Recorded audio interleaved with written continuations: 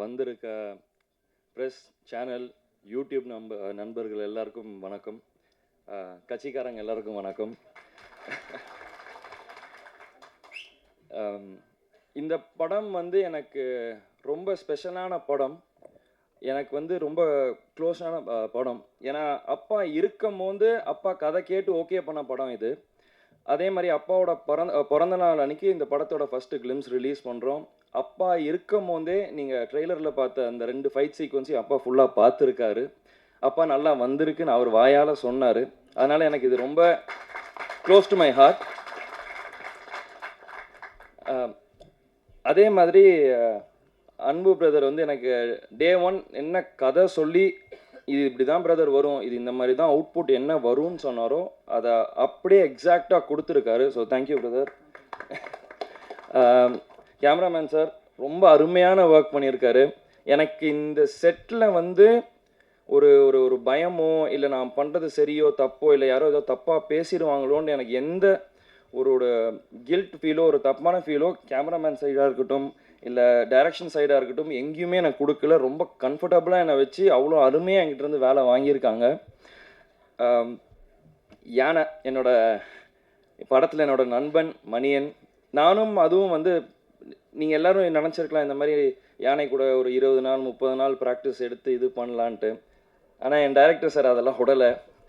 First day பூஜை நடந்து முடிஞ்ச 2வது நாள் பிரதர் இன்றைக்கி உங்களுக்கு ஃபைட் சீன்னாரு. நானும் சரி ஓகே ஃபைட்டு தானேன்ட்டு போய் பார்த்தா 5 யானையை நிற்க வச்சுருக்காரு.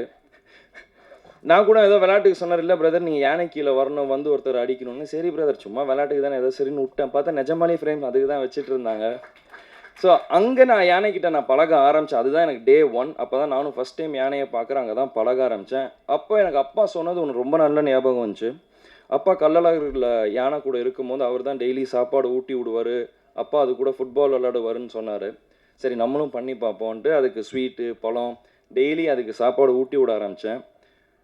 அப்போ சொல்லுவார் என்கிட்ட, இந்த மாதிரி யானை வந்து ரொம்ப பாசமானது, நீ அதை விட்டு உன்கிட்ட ஒன்ஸ் அட்டாச்ட் ஆயிடுச்சுன்னா அதை நீ விட்டு பிரிஞ்சால் ரொம்ப கஷ்டப்படும் அது அப்படின்னாரு. நான் அது அப்போ எனக்கு தெரியாது.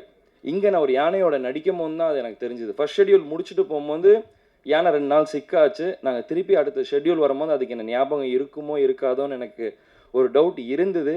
ஆனால் அது என்னை பார்த்தோன்னே ஓடி வந்து என்கிட்ட நின்று டான்ஸ் ஆட ஆரம்பிச்சிது. ஸோ அந்த பாண்ட் எனக்கும் அந்த யானைக்கும் ரொம்ப நல்லா க்ரியேட் ஆச்சு. முருகதாஸ் சார் சொன்னார், எங்கேயோ படித்தேன் அப்பா இந்த மாதிரி முடிஞ்சால் யானையை வாங்கிட்டு வரலான்னு சொன்னாருன்ட்டு. அதே தான் நானும் என் டைரக்டர்கிட்ட கேட்டேன், தமிழ்நாட்டில் அலோவ் பண்ணாங்கன்னா சொல்லுங்கள், நான் மணியனை கையோடு கூப்பிட்டுட்டு போகிறேன் அப்படின்னேன். நீங்கள் படத்தில் பார்த்தா தெரியும், எனக்கும் அந்த யானைக்கும் உள்ள பாண்ட் வந்து ரொம்ப உண்மையாக க்ளோஸாக இருக்கும். படைத்தலைவன் வந்து நீங்கள் மற்ற எந்த படத்தோடையும் நீங்கள் கம்பேர் பண்ண முடியாது. கும்கி கூடயோ மற்ற எந்த படத்தோடையும் கம்பேர் பண்ண முடியாது. இது கம்ப்ளீட்டாக ஒரு டிஃப்ரெண்ட்டான கதை. ஒரு யானைக்கும் ஒரு அதோட ஃப்ரெண்டுக்கும் இருக்கிற கதை. இது நீங்கள் வந்து எல்லாருமே எப்படி நீங்கள் ரிலேட் பண்ண முடியும்னா, உங்கள் எல்லாருக்கு வீட்லேயும் ஒரு நாய்க்குட்டி இருக்கலாம், ஒரு பூனை இருக்கலாம்.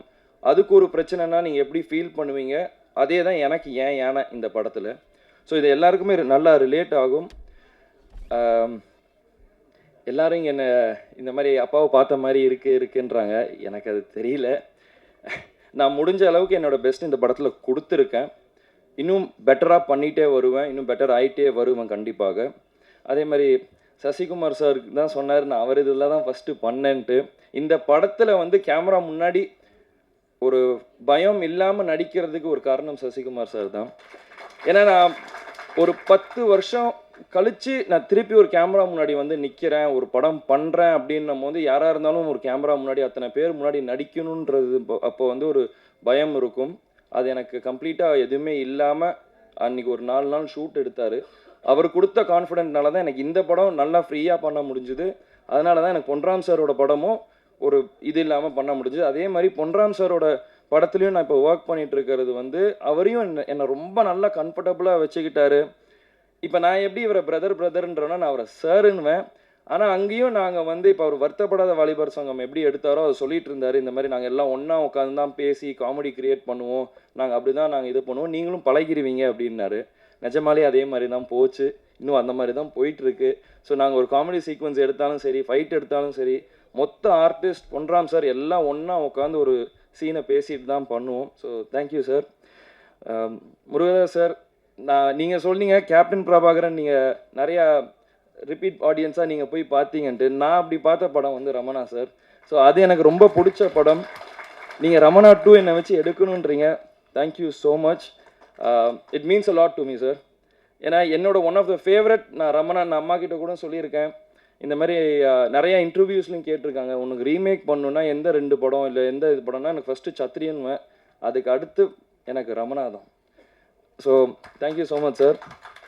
அதே மாதிரி கேமராமேன் சார், நீங்கள் என்னென்னமோ நீங்கள் சொல்லி நம்ம ஷூட்டிங்கில் நிறையா பண்ணியிருக்கோம். பட் அவுட்புட் நான் இப்போ பெரிய ஸ்க்ரீனில் பார்க்கும்போது எக்ஸ்ட்ராடினரி சார். ரொம்ப சூப்பராக பண்ணியிருக்கீங்க சார். அண்ட் இதில் நாங்கள் ஷூட்டிங் நிறைய கஷ்டப்பட்டிருக்கோம். எப்படின்னா இந்த ரெயின் சீக்வன்ஸ் ஃபைட்டு பார்த்தீங்க இல்லையா, அது நாங்கள் ஃபஸ்ட்டு நீங்கள் ரெயின் இருக்காது, நாங்கள் ஷூட்டிங் ஆரம்பித்தோம், ஃபைட் சீக்வன்ஸ் செட் பண்ணிட்டாங்க, திடீர்னு மழை பெஞ்சது, ஷூட்டிங் கேன்சல் பண்ணிட்டு எல்லாம் கிளம்பிட்டோம். டெய்லி கிட்டத்தட்ட ஒரு 5 நாள் இருக்குமா, 5-6 நாள் டெய்லி காலையில் 5 மணிக்கு நானும் டைரக்டரும் அப்படியே வெளியே ஸ்க்ரீனை திறந்துட்டு எட்டி பார்த்துக்கிட்டே இருப்போம், மழை பெய்யுமா பெய்யாதான்ட்டு. ஸோ ஷூட்டிங் ஸ்பாட்டுக்கு போனதுக்கப்புறம் தான் தெரியும். நான் கேட்டேன் டேரக்டர்கிட்ட, இதை பேசாமல் ரெயின் எஃபெக்டாக மாற்றிடலாமான்ட்டு. அவர் என்னைக்கு ரெயின் எஃபெக்டாக மாற்றினாரோ அன்னிலேருந்து மழை பெய்யறது நின்றுச்சு. ஸோ அந்த மாதிரி நிறைய சேலஞ்சஸ் நிறையா இது இந்த படத்தில் இருந்துச்சு. அதையும் மீறி இந்த படம் நல்லா முடித்து ஒரு ஃபைனல் ஸ்டேஜஸ்க்கு வந்தாச்சு. இப்போது நம்ம இங்கே ஆடியோ லான்ச்சுக்கு வந்துச்சு, 23ஆம் தேதி படம் வருது. இதுலேயும் நிறைய பிரச்சனை இருந்தது, நிறைய தடை இருந்தது. இந்த படம் எனக்கும் சரி அன்புக்கும் சரி ஒரு பெரிய லெசன். இந்த மாதிரி எவ்வளோ பிரச்சனை இருக்குது, வெறும் சினிமா எடுக்கிறது வந்து இது ஈஸி, அதை எப்படி வெளியே நம்ம மக்களுக்கு சேர்க்குறோன்றது அடுத்த ஒரு பெரிய ஒரு இது இருக்குது.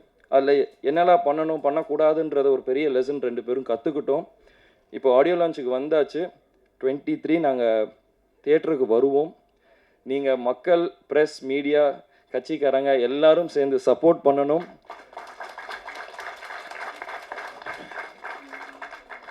நான் முடிஞ்ச அளவுக்கு நான் பண்ணியிருக்கேன். மீண்டும் நான் இன்னும் பெட்டராக வாங்கிட்டே வருவேன். நீங்கள் எல்லாரும் தியேட்டருக்கு போய் இந்த படத்தை சப்போர்ட் பண்ணுங்கள். உங்கள் எல்லாருக்கும் கண்டிப்பாக இந்த படம் பிடிக்கும். இது ஒரு ஃபேமிலி என்டர்டெய்னராக இருக்கும். ஸோ நன்றி, வணக்கம்.